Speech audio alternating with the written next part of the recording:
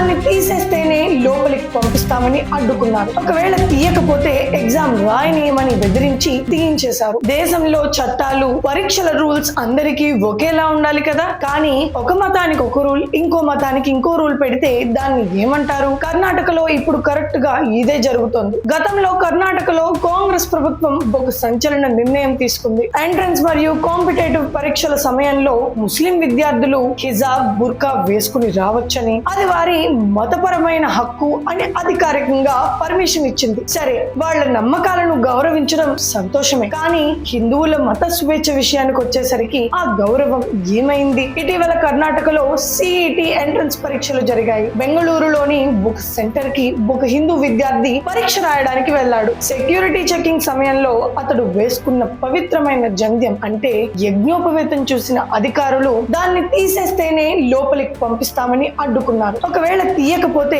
Exam రాయనీయమని బెదిరించి బలవంతంగా ఆ విద్యార్థితో పాటు మరో 7 జంధ్యాలను తీయించేశారు. They didn't allow me because they saw my Janivara and they started telling that you have to remove it. If you don't remove, we can't allow you to write the exam. 7 students they also removed. There is no option. ఇక చిక్కబల్లాపూర్ లో జరిగిన మరో సంఘటన వింటే మీరు నిజంగానే shock అవుతారు. అక్కడ ఏకంగా ఒక విద్యార్థి జంధ్యాన్ని అధికారులే స్వయంగా కత్తెరతో కట్ చేశారు. పరీక్షకు ముందు ఇలాంటి సంఘటన ఎదురైతే ఆ విద్యార్థి మానసిక పరిస్థితి ఎలా ఉంటుందో ఒక్కసారి ఆలోచించండి. ఆ మనోవేదనతో తన కొడుకు పరీక్ష కూడా సరిగ్గా రాయలేకపోయాడని ఆ విద్యార్థి తల్లిదండ్రులు ఆవేదన వ్యక్తం చేశారు. హిజాబ్ ను మత విశ్వాసంగా గౌరవించిన అదే ప్రభుత్వం వేల ఏళ్లుగా హిందువులు అత్యంత పవిత్రంగా భావించే జంధ్యాన్ని మాత్రం ఇలా దారుణంగా అవమానించడం ఎంతవరకు కరెక్ట్? ఇప్పుడు ఈ సంఘటనలు కర్ణాటకలో పెద్ద రాజకీయ దుమారమే రేపుతున్నాయి. అఖిల కర్ణాటక బ్రాహ్మణ మహాసభ దీన్ని తీవ్రంగా ఖండించింది. మత స్వేచ్ఛ పేరుతో ముస్లింలకు ఒక న్యాయం, హిందువులకు ఒక న్యాయం చేస్తున్నారని, హిందూ నమ్మకాలపై కావాలనే దాడి జరుగుతోందని బీజేపీ నాయకులు విమర్శలు గుప్పిస్తున్నారు. ఈ డబుల్ స్టాండర్డ్స్ పట్ల మీ అభిప్రాయం ఏంటో కింద కామెంట్స్ లో ఖచ్చితంగా చెప్పండి. హిందువులకు జరుగుతున్న ఈ వివక్ష అందరికీ తెలిసేలా, ప్రతి ఒక్కరిని